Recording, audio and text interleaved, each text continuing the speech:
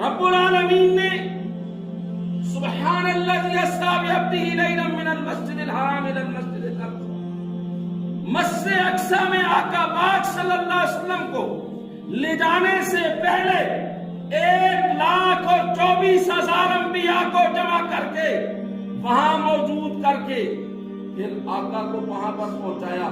آقا وہاں پہنچے، انبیاء کی جماعت موجود تھی. امامت کے لیے رب العالمین نے آقا پاک صلی اللہ علیہ وسلم کو انبیاء کے آگے لایا اور یہ فیصلہ اس دن فرما دیا کہ جو امام ہوتا ہے اس کے آگے بھی کوئی نہیں ہوتا، اس کے برابر بھی کوئی نہیں ہوتا. فیصلہ ہو گیا اس دن. نبیوں میں سب سے بڑا مقام محمد الرسول اللہ کا ہے، ان سے آگے بھی کوئی نہیں، ان کے برابر بھی کوئی نہیں.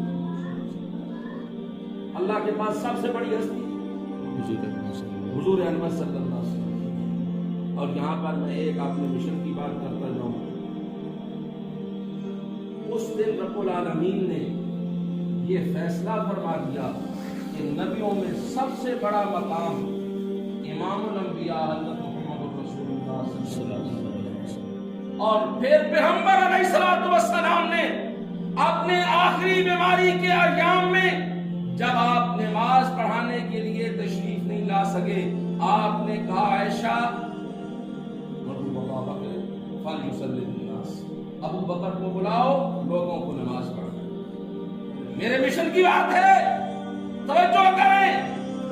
حضور نے فرمایا عائشہ اپنے باپ ابو بکر کو بلاؤ، لوگوں کو نماز پڑھائیں. امی عائشہ نے کہا حضور ابا جی نرم دل کے مالک ہیں، یہ کام نہیں کر سکتے، آپ کی جگہ پہ کھڑے نہیں ہو سکتے. پھر حضور نے فرمایا، پھر عرض کی یا رسول اللہ کسی اور کو حکم فرما دیا تو تمہیں کو فرما دے. اسی مرتبہ حضور علیہ السلام فرمایا عائشہ اللہ تعالیٰ جب نہیں چاہتا کہ ابو بکر کے علاوہ میں کسی اور کو آگے لاؤں، آپ کیسی بات کرتے ہو؟ جاؤ بکر کو بلاؤ اور مصلی رسول پہ آئے. حضور علیہ السلام نے